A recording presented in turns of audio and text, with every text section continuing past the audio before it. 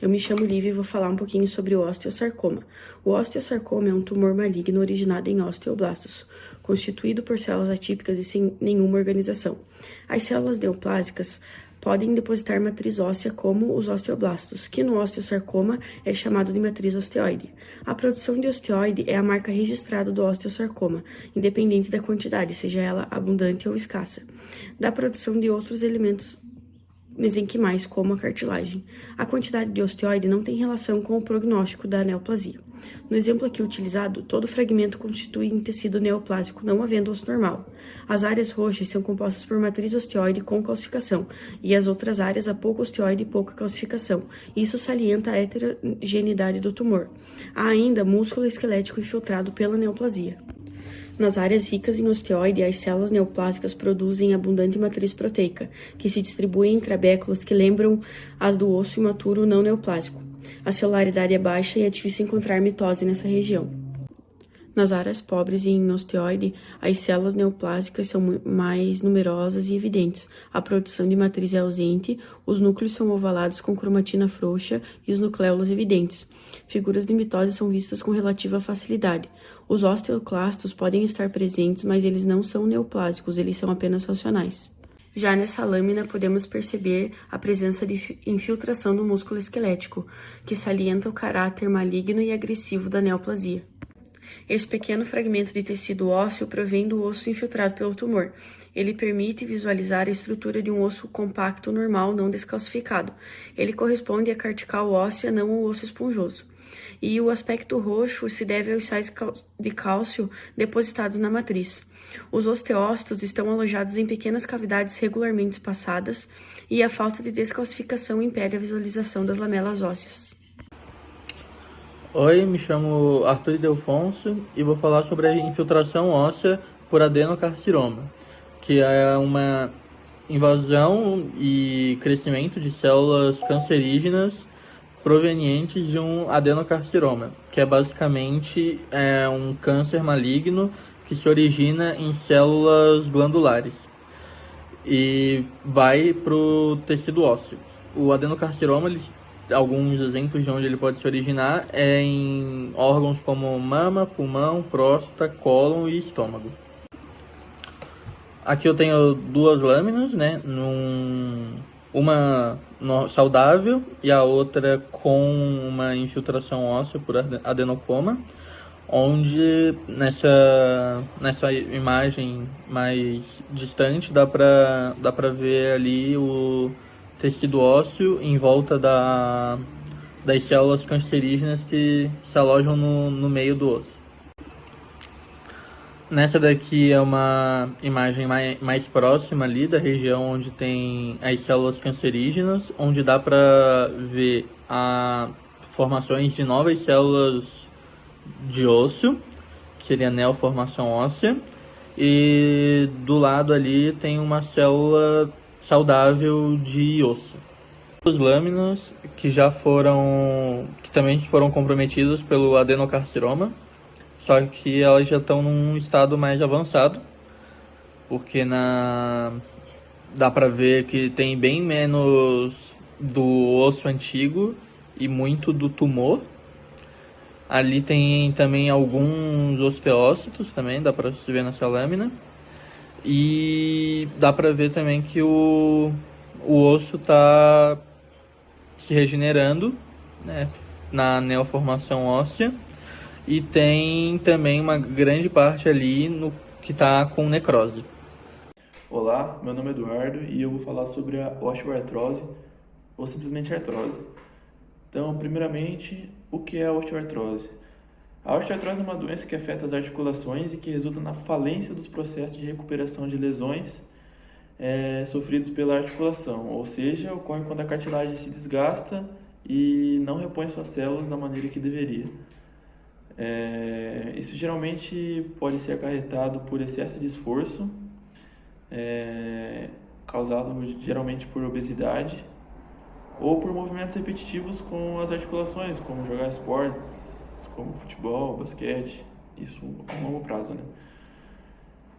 E nesse slide aqui podemos ver tecido cartilaginoso ósseo saudável, onde a sua superfície está contínua, sem nenhuma lesão, os condrócitos, a cartilagem apresenta os condrócitos nas lacunas de maneira bem visível, podendo, eles aparecem desde a base da cartilagem até quase a superfície de maneira bem visível, sem nenhuma lesão.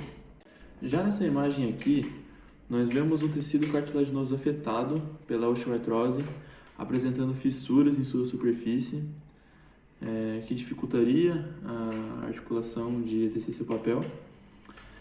Vemos também que os condrócitos já não são mais tão aparentes, eles aparecem um pouco ali na base, mas conforme a cartilagem vai se desenvolvendo, eles já não são mais tão aparentes. E a cartilagem também apresenta uma alteração fibrótica, né?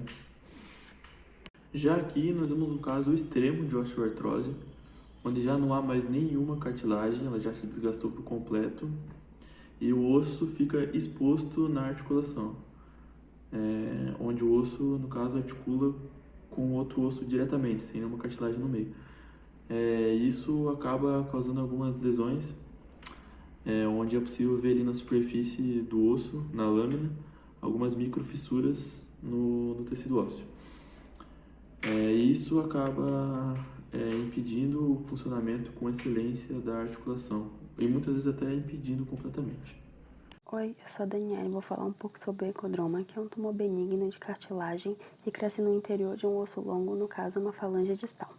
Eu representei o tumor na seta da direita e na lâmina representada a matriz tem aspecto misoide, ou seja, é frouxo e parcialmente vacuolado.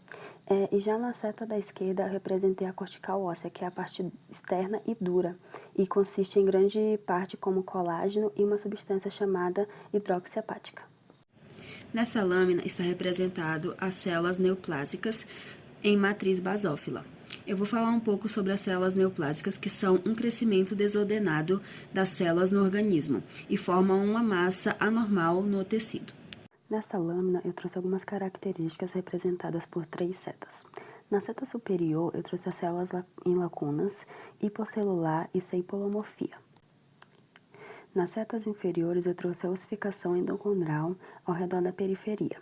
A ossificação endocondral acontece quando as células mesodérmicas se transformam em células produtoras de cartilagem. Nesta lâmina está representado o ecodroma dos ossos curtos, no caso das mãos e dos pés. Esses ecodromas podem ser mais celulares. Essas células tumorais ocasionalmente apresentam uma cromatina mais aberta e nucléolos pequenos. Oi, eu sou a Larissa e vou falar um pouquinho sobre a osteomielite. A osteomielite, então, ela é uma inflamação do osso da medula óssea que ocorre por decorrência de uma infecção bacteriana ou fúngica. Nessa primeira lâmina aqui, então, é uma medula óssea amarela e um osso esponjoso normal. Eu representei o osso esponjoso, então coloquei uma estrelinha para fazer identificação, enquanto na medula óssea eu coloquei um coraçãozinho. O osso esponjoso, ele tem, então, essas tabéculas alongadas, arranjadas segundo linhas de tensão. Nessa lâmina ele foi cortado no plano transversal e longitudinal, e dá para observar também que a medula óssea ela não apresenta tecido hemopoético, só depósitos, por isso chamamos de medula óssea amarela.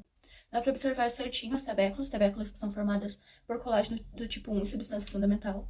As tabéculas ali, o osso maduro ou lamelar, vale lembrar que quando há lamelas, então se trata de um osso maduro. Ali na ponta da flechinha dá para observar também os adipócitos, que indicam que é uma medula óssea amarela. E entre o pontilhado estão os osteócitos, que eles vão ter função de manutenção, renovação e transporte de moléculas dentro desse tecido ósseo. Nesse terceiro slide, as duas lâminas estão curadas em HE, mas agora já é possível observar uma reação acontecendo. Então, tanto a medula óssea quanto o osso esponjoso, eles já não estão na sua forma convencional. Na primeira imagem, é possível observar ali na medula óssea as fibrinas e os notófilos, lembrando que os notófilos, então, eles fagocitam, digerem fungos e bactérias, e lá no cantinho superior é uma trabécula óssea. Na segunda imagem é possível observar também um exudato purulento no espaço medular, um sequestro e outro sequestro em andamento. O sequestro é bem característico da osteomielite, são fragmentos ósseos necróticos, então essa tabécula ela sofre necrose por algum motivo que pode variar, desde lesão vascular extrínseca e intrínseca até a ação do osteoclasto. O osteoclasto, então, ele tem função de reabsorção, ele vai jogar uma enzima nesse osso que vai se desmanchar, né, se desfazer, e depois ele vai ser absorvido pelo corpo Aqui dá para observar a matriz óssea não formada, a matriz óssea pré-existente, os osteócitos jovens, osteoblastos depositando nova matriz óssea, o osteoclasto reabsorvendo matriz óssea, a linha cimentante e o infiltrado crônico e fibrose da medula. Os osteócitos ali, eles se apresentam bem anguladinhos, né? Algum até com formato parecido com o olho. A linha cimentante, ela tem formato de meia-lua, ela é bem basófila, então ela parece bem roxinha, e ela faz essa divisão de matriz óssea pré-existente e a matriz óssea não formada ali pelo osteoblasto. Já nessas lâminas, na primeira é possível observar a área de osteomielite crônica e vários plasmócitos. Os plasmócitos eles têm função de defesa, por isso sua predominância nessa lâmina.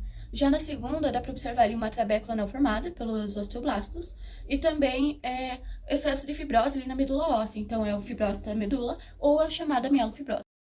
Nesta última lâmina é possível observar então a neoformação óssea, porque a reação inflamatória da osteomielite ela acompanha a deposição de um osso novo. As novas trabéculas formadas pelos osteoblastos, elas vão ser mais irregulares e mais celulares do que o osso maduro. A matriz óssea não formada, ela não vai apresentar lamelações, então as fibras colágenas elas vão ser orientadas meio que pelo acaso.